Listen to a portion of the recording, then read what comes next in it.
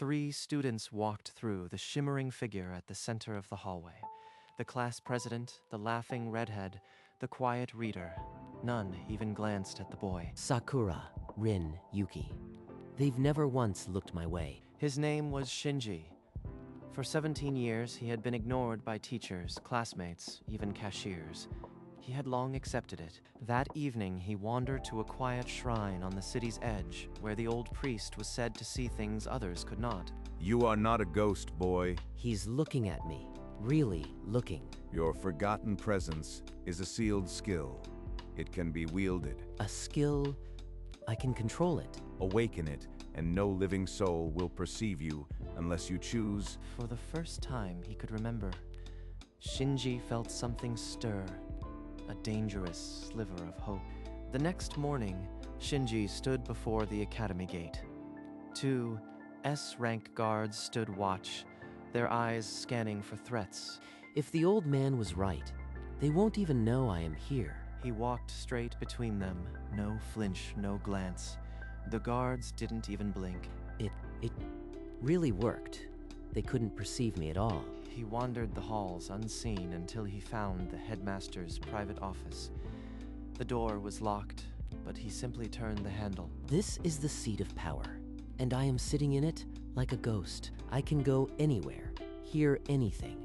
No one will ever see me. But that also means I'll always be alone. But something else stirred beneath the loneliness, curiosity. If he could be invisible, he could finally uncover what the powerful were hiding. I'll listen, I'll learn everything, and maybe, just maybe, I can make them regret never seeing me. For days, he lingered near the administrative wing, unseen. Then, late one evening, he heard steps. The headmaster and 3 men in noble attire. He slipped into the headmaster's private study as they settled. A map of 2 kingdoms lay on the table. The neighboring kingdom's unrest is an opportunity. We could secure the borderlands for ourselves. And their silver mines would fund our ambitions for a decade. A calculated conflict, quickly won, would leave no evidence of our hand. They're planning a war over resources. No one will stop them if they control the narrative. But the king's peace treaties, we cannot openly defy them. The king need not know. A proxy skirmish, funded in shadow, will bleed their defenses dry. Shinji's heart pounded. Dates were mentioned, shipments, bribed officials. He forced himself to listen, memorizing every word. I have to write this down. Every name, every plan. This conspiracy can't die with me in silence. Over the following weeks, Shinji filled a small notebook with dates, coded shipments, and names. He became a shadow among conspirators. They've bribed customs officials, hoarded weapons. The academy is their staging ground. Stealing documents would raise alarms. So instead, he wrote an anonymous letter, vague enough to protect himself, damning enough to act. He slipped it into the royal guard's dispatch box at dawn, then retreated to wait. If the guard is honest, they'll investigate. If not... Days passed. He watched another meeting from the shadows. The headmaster was more confident than ever. No raid, no inquiry. The guard is compromised. They never even opened it. The fool who wrote that letter will never realize we have friends in every corner. Then there's only one person left who can stop this. I'll deliver everything to the king myself. His anonymous attempt had failed. Silence was no longer an option, even if the next step cost him everything. A week later, Shinji perched on a rooftop across from the royal palace. Below, arcane runes pulsed silver along the perimeter walls. Those aren't decoration. They sense life force. Even my skin would trigger them. He dropped to a lower wall and tossed a pebble. The nearest rune flared, and the stern spectral face of Archmage Valen briefly emerged. The Archmage himself warded the palace. No wonder my letter never reached the king. Hours later, near a side gate, 2 guards chatted. Their voices drifted to the eaves where Shinji hid. The king would meet Headmaster Ryuzaki privately before noon, before the full court address. This is it.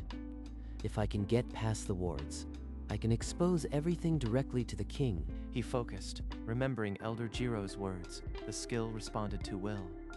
He slowed his heartbeat, stilled his breath, and willed his life presence to a faint whisper. At the guard rotation, he stepped through the rune barrier. It flickered weakly, but did not sound. He was inside. Now to find where they're meeting. Stay focused. Stay unseen. Shinji crept through ornate halls until he found the unadorned door the guards mentioned. Through a crack, he saw them. The king stood by the fireplace, Headmaster Ryuzaki bowing. Shinji slipped inside, pressing against the heavy drapes. Your preparations are acceptable. Once the border skirmish begins, we will seize the silver mines while the world watches. He knows. The king himself ordered it. I tried to bring this to the very man behind it all. And the anonymous letter. It was intercepted before it reached any honest eyes. Fools think secrets can hide from me. The writer will be found and executed quietly. Shinji's breath hitched. His shimmer flickered, a single pulse of light. Across the room, a crystal sensor flared. Archmage, an intruder. Seal the palace. No one leaves until the spy is in chains. Shinji fled, footsteps swallowed by a roar of alarms. A spectral hound shimmered into existence behind him. I have to hide. If they catch me, it's over. The storage room wouldn't hide him long. Heavy boots echoed in the hallway. Guards were sweeping every corner. Shinji slipped out and toppled a decorative suit of armor. The crash drew shouts and pounding footsteps. Away from him, he found a narrow servant's stairwell, dust and cobwebs undisturbed. No guards bothered with this passage. Down past the kitchens, through a heavy delivery door. He unlatched it and gulped the sharp night air. I am out. The night air never felt so sharp and so heavy. The king, the headmaster, they'll kill anyone to keep this secret. No one in this kingdom can be trusted. The only one who might believe me is the one they plan to invade, Queen Alara of the neighboring kingdom. He felt the worn notebook through his coat. The evidence burned in his pocket like a live coal. I'll cross the border and give it to her myself. It's the only way. The journey would be dangerous, but staying meant death. He turned his back on the only home he knew. He traveled by night, skirting villages where soldiers drilled in torchlight. The kingdom was already sharpening its claws. They're mobilizing faster than the headmaster planned. I heard them say 2 weeks. At a roadside tavern, he slipped inside and sat invisible among off-duty officers. They spoke freely of supply lines and troop movements. A wandering merchant glanced his way directly at the faint shimmer where a shadow should have been. Shinji's heart stopped. He almost saw me. My control slips when I am afraid. The shimmer, it betrays emotion. Later, on a foggy mountain pass, a patrol nearly walked into him. He crouched motionless, breathing shallow until their boots faded. This is the hardest part, staying calm when every instinct screams to run. After 5 days, he crested a ridge and saw the border. High walls, iron gates, and mage light, scanning the ground in sweeping arcs. They're not just watching for armies. They're watching for someone who shouldn't exist. The notebook in his pocket felt heavier. He had to find a way across before the war found him first. He found a narrow ravine where the border wall crumbled. Mage light swept in slow, lazy arcs above. If I time it right, I can slip across between sweeps. No wards in sight. He sprinted the moment the light passed. Halfway across, a hidden rune blazed underfoot. A piercing shriek split the night. Guards on the wall shouted. Crossbow bolts hissed past his shoulder. He dove into the underbrush, scrambling downhill. They saw the shimmer. I can't outrun them. I need cover now. He stumbled into a waterfall's spray and found a hollow behind it.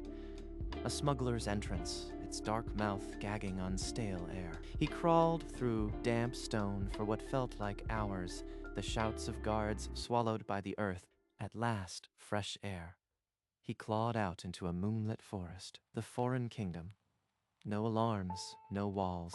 I made it. The foreign kingdom. But I am drained to the bone. He collapsed against a tree, clutching the notebook.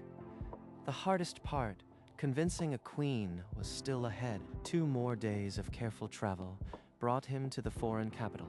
Its streets hummed with normal life, untouched by the coming storm. Everything feels peaceful here. But is the queen just another tyrant in disguise? He slipped into the council chamber as an unnoticed shadow. Queen Elara presided, her voice calm but firm as she spoke of border tensions. I will not be drawn into a war without proof. Our people deserve better than rumors and fear. She's different. She wants truth. But can I risk stepping out of the shadows? That night, he crept into her private study and left a sealed letter on her desk, a summary of the conspiracy and a plea for a secret audience. The next morning, Queen Elara entered alone. She broke the seal, read the pages, and sat heavily, her expression unreadable. This explains everything. The troop movements, the silence. But who would bring this to me?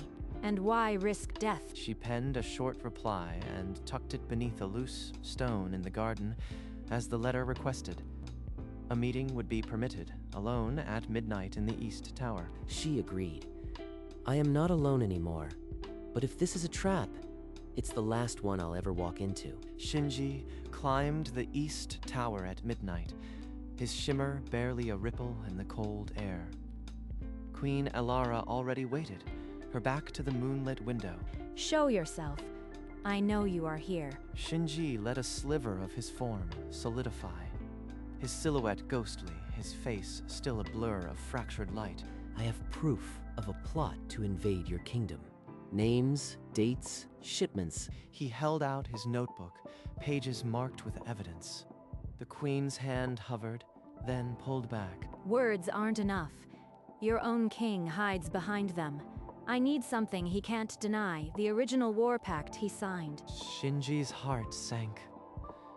That document was locked inside the royal archives behind every ward that had almost caught him. She's asking me to walk back into the monster's mouth.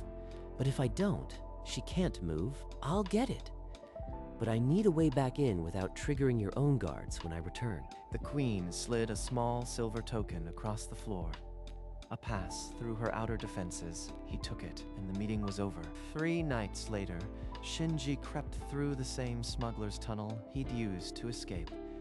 The capital loomed ahead, lanterns swaying on every wall. The wards have doubled since last time. They're expecting someone to try again. He slipped through a maintenance hatch beneath the kitchen cellar, then climbed the silent stairwells toward the archive wing. The archive room shimmered with protective runes. In the center stood a chest of dark iron, bound with a seal pulsing red. That seal will scream the moment it's broken. I have to be faster than the alarm. He poured his focus into the shimmer around his fingers, a tool to deaden sound and light. Then, with a sharp twist, the lock gave way. Inside lay a single scroll, heavy with wax seals and royal signatures. The war pact. He seized it, but the moment the scroll lifted free, a spectral face formed above the chest. Archmage Valen's cold visage. Fool, the pact is bound to me. I felt its absence the instant you dared touch it. Alarms erupted. Shinji bolted, the scroll clutched to his chest. But every corridor now echoed with boots and shouted orders. Shinji burst onto the palace roof, his silhouette barely a shimmer against the starless sky. Below, the courtyard swarmed with guards. I can't lead them to the tunnel. I need to lose them in the city, now. He scrambled across shingles, leaping gaps between buildings.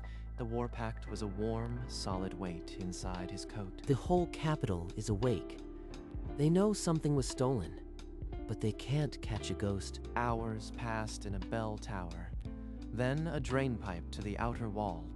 By dawn, the hunt had faded behind him. At the border, near the smuggler's tunnel, a cloaked figure stepped from the shadows. The queen sent me. Show the token. Shinji held out the silver token. The agent nodded and pulled him into the dark passage. We have a safe crossing. They emerged on the other side into a forest of silver birch. The agent pulled down her hood. The queen awaits in the capital. She sent someone. She's taking this as seriously as a queen can. Shinji and the agent disappeared into the forest, the war pact still pressed against his heart. The truth would soon reach the queen. Through a hidden garden door, the agent led Shinji into the queen's private study.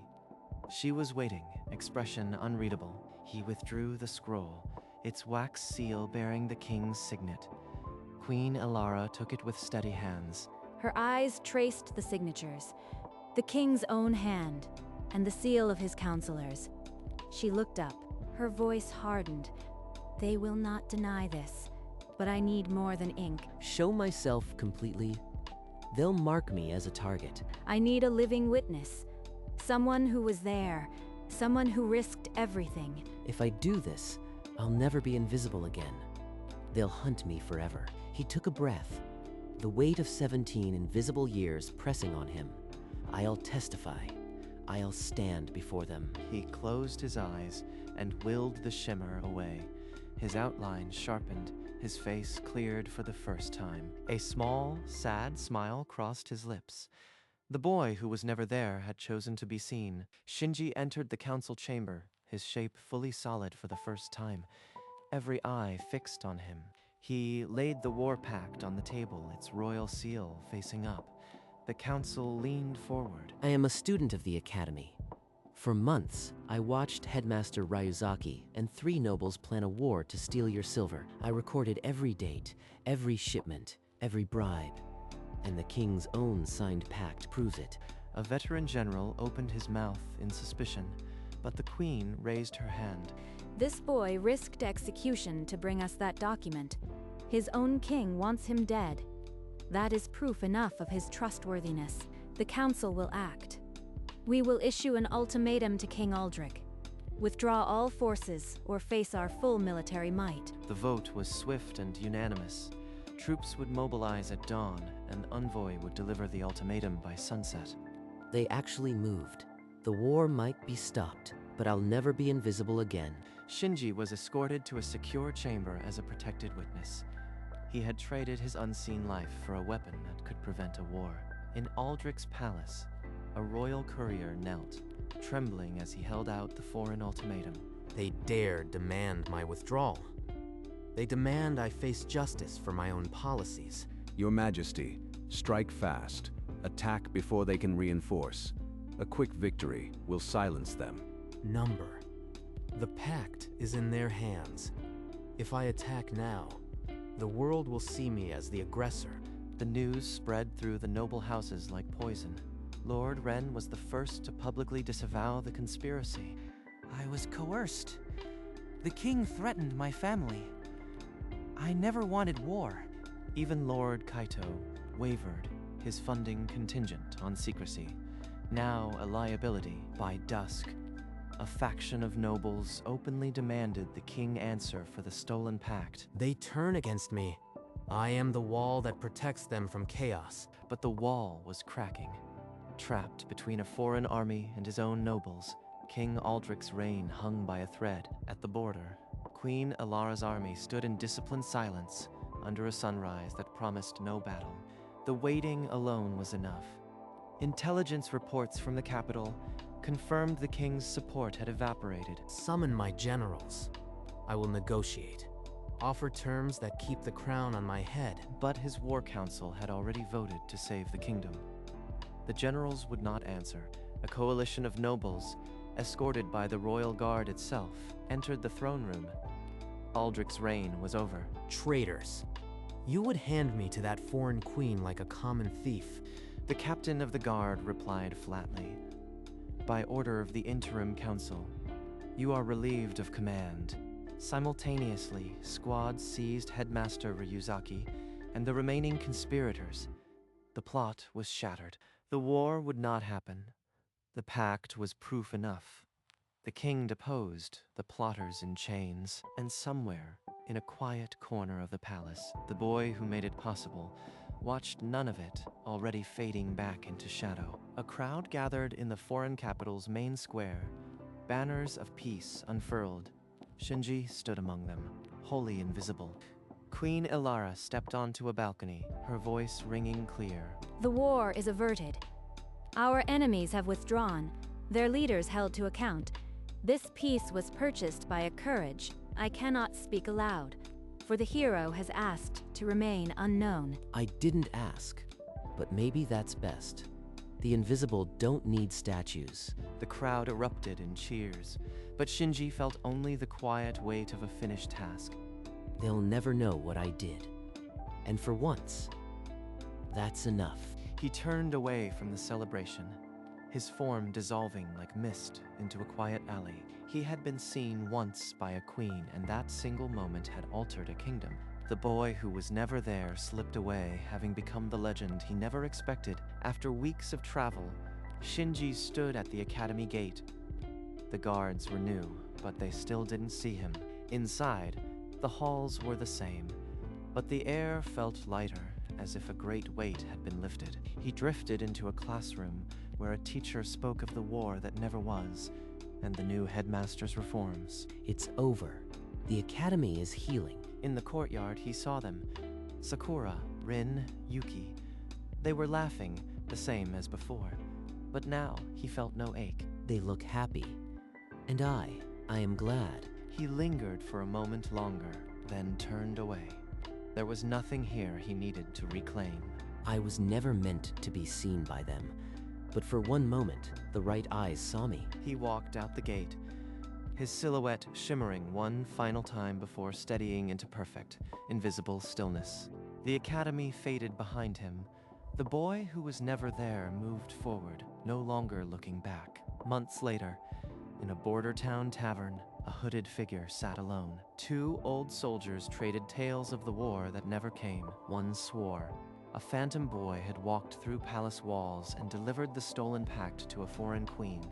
They still talk about it. The legend outgrew me. He motioned for a drink.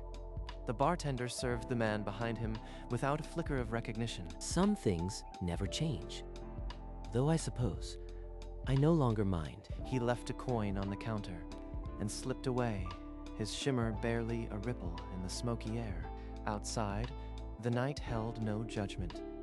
A wanderer, a silence, a warning. I am the boy who was never there. And finally, that's enough. He walked on, no longer the unseen boy, but the shadow that kept the peace. A year later, in the foreign capital, a simple stone monument stood in the square. A cloaked figure, face empty, hand extended. We honor the unseen hand that saved us. A soul who asked for nothing and received less. Shinji stood at the edge of the gathering, invisible as always. He hadn't planned to come, but his feet had brought him. They made a statue. I never wanted one. But it's not for me. It's for them. The queen continued, her voice carrying the weight of a kingdom's gratitude. May the unseen hand forever remind us that even the quietest soul can change the world. Quietest soul. That's one way to put it. I was the boy no one looked at. Now they look at a statue. He let the moment settle, then stepped away from the crowd toward the forest's edge, the statue fading behind him. The path curved into green shadow. He felt lighter than he had in years. His silhouette softened, blending with the light until it was nothing.